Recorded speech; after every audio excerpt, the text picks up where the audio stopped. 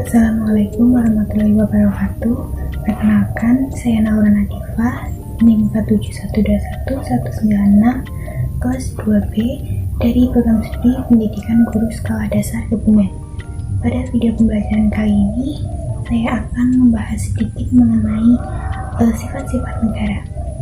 Adapun tujuan dari video pembelajaran ini yaitu yang pertama, untuk memenuhi penugasan mata kuliah pendidikan kewarganegaraan, dan yang kedua, untuk menambah wawasan kepada teman-teman sekalian mengenai materi sifat-sifat negara. Sebelum kita memasuki materi yang akan kita bahas, alangkah lebih baik bagi kita untuk mengetahui apa itu sebenarnya sifat dan negara. Apa itu sifat? Menurut Kamus Besar Bahasa Indonesia, arti kata sifat sendiri itu adalah peri keadaan yang menurut kodratnya ada pada suatu, misal ini ada pada benda, orang, dan sebagainya. Arti lainnya dari sifat itu atau secara lebih mudahnya untuk kita pahami itu, sifat adalah ciri khas yang ada pada suatu. Ciri khas ini itu untuk membedakan antara yang satu dengan yang lain. Kemudian apa itu negara? Negara adalah organisasi kekuasaan yang berdaulat dengan tata pemerintahan yang melaksanakan tata tertib atas orang-orang di daerah atau wilayah tertentu. Negara ini juga merupakan suatu wilayah yang memiliki suatu sistem atau aturan yang berlaku bagi semua individu di wilayah tersebut dan berdiri secara independen. Nah, pokok bahasan dari materi yang akan kita bahas kali ini yaitu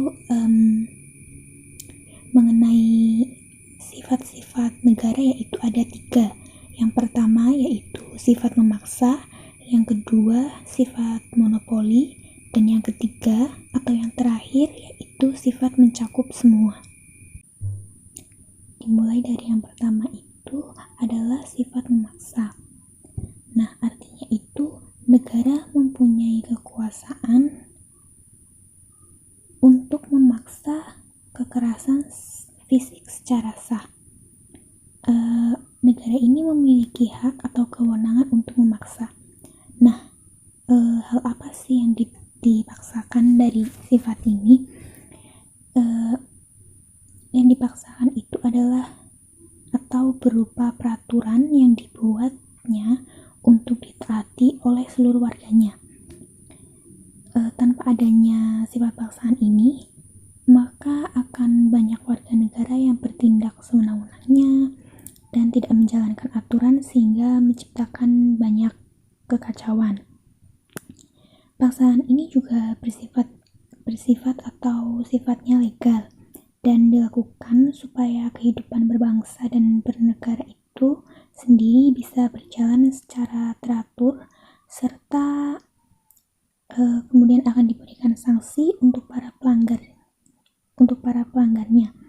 Jadi negara ini berhak menentukan sanksi bagi pelanggaran atas aturan yang dibuatnya. Sanksinya ini ada yang berupa atau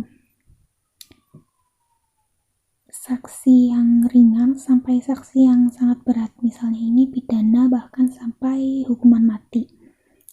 Kemudian untuk memaksakan berbagai peraturan yang telah dibuat ini, pemerintah negara ini dibantu atau memiliki sarana pemerintahan, seperti contohnya itu tentara, polisi, hakim, jaksa, dan sebagainya.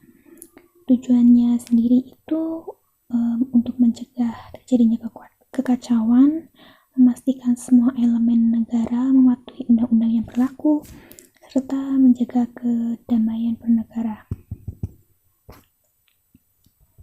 Kemudian berkenaan dengan sifat memaksa ini, dalam masyarakat yang telah tertanam konsensus nasional yang kuat mengenai tujuan bersama yang hendak dicapai, biasanya sifat memaksa ini tidak terlalu begitu menonjol. Nah, sebaliknya di negara-negara yang baru di mana konsensus nasional tentang tujuan bersama itu belum begitu kuat, maka sifat paksaan ini jadi terlihat lebih tampak. Yang kedua adalah sifat monopoli. Kata lain dari sifat monopoli sendiri itu adalah penguasaan oleh pihaknya sendiri. Sifat monopoli ini adalah sifat yang menunjukkan adanya hak atau kewenangan negara untuk mengelola atau menentukan sesuatu tindakan tanpa adanya hak atau kewenangan yang sama di pihak yang lain. Kemudian dalam bernegara, tujuan negara dan peraturan yang ditetapkan oleh negara itu secara monopoli. Nah, artinya hanya ada satu sistem yang digunakan yang ketetapannya itu diatur oleh negara itu sendiri tanpa campur tangan dari negara lain atau bahkan organisasi lainnya. Semua hal yang penting bagi negara itu yang menguasai hajat hidup orang banyak dikuasai dan dikendalikan oleh negara itu sendiri. Nah, jadi untuk lebih mudahnya kita memaknai sifat monopoli ini, jadi sifat monopoli negara ya ini adalah sesuatu atau segala sesuatu yang ada dalam lingkup sebuah negara. Nah, itu dikendalikan dan diatur oleh negara itu sendiri. Sifat monopoli yang dimiliki oleh negara itu menyangkut beberapa hal. Nah, yang pertama ini, negara memiliki hak monopoli untuk menentukan tujuan dari sebuah masyarakat, yaitu masyarakat dalam negara yang bersangkutan. Contohnya ini di Indonesia. Nah, di Indonesia ini misalnya tujuan masyarakat itu adalah sebagaimana yang dirumuskan dalam Alinea 4 pembukaan Undang-Undang Dasar 1945. Nah, sebagai konsekuensinya ini, negara berhak untuk melarang berkembangnya paham atau aliran-aliran yang dianggap mengganggu pencapaian tujuan yang dimaksudkan ini. Kemudian yang kedua itu, negara juga memiliki hak memonopoli pengelolaan sumber daya alam yang menguasai hajat hidup masyarakat.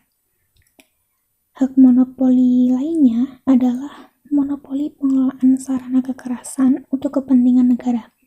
Nah, negara ini memiliki satuan tentara dan polisi ya, yang dilengkapi dengan sistem persenjataan. Contohnya itu seperti senjata api, tank, pesawat tempur, kapal perang, dan sebagainya yang merupakan. Nah, hal ini yang merupakan perwujudan dari hak monopoli tersebut. Kemudian, yang terakhir itu ada sifat mencakup semua. Sifat mencakup semua ini disebut juga dengan sifat menyeluruh. Nah, sifat ini maksudnya bahwa kekuasaan negara itu berlaku bagi semua orang di wilayah negara tersebut atau wilayah negara yang bersangkutan. Nah, jadi tidak ada warga negara yang dapat mengecualikan dirinya dari pengaruh kekuasaan negara tersebut.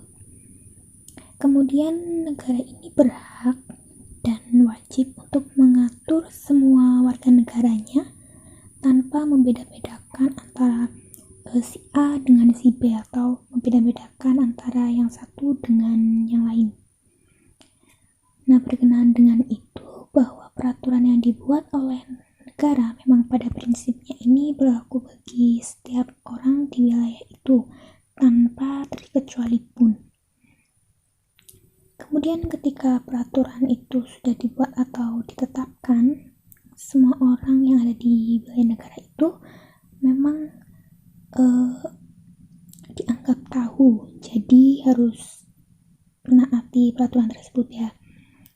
Kemudian siapapun yang melakukan pelanggaran pastinya akan diberi sanksi sesuai dengan peraturan yang berlaku. Kemudian menjadi warga negara ini bukanlah sesuatu yang berdasarkan pada kemauan sendiri ya. Dan disinilah letak perbedaan itu antara keanggotaan suatu negara dengan keanggotaan pada asosiasi atau organisasi lain yang bersifat sukarela. Jadi menjadi warga negara ini bukan kemauan, karena memang mungkin dapat dikatakan sebuah keharusan ya. Berbeda dengan ketika mengikuti suatu organisasi, itu biasanya memang keinginan dari diri sendiri. Ketika kita tidak berkeinginan untuk mengikuti organisasi tersebut, maka kita bukanlah menjadi anggota dari asosiasi atau organisasi tersebut. Sekian materi yang dapat saya sampaikan. Apabila ada kekurangan, saya mohon maaf yang sebesar-besarnya. Terima kasih. Wassalamualaikum warahmatullahi wabarakatuh.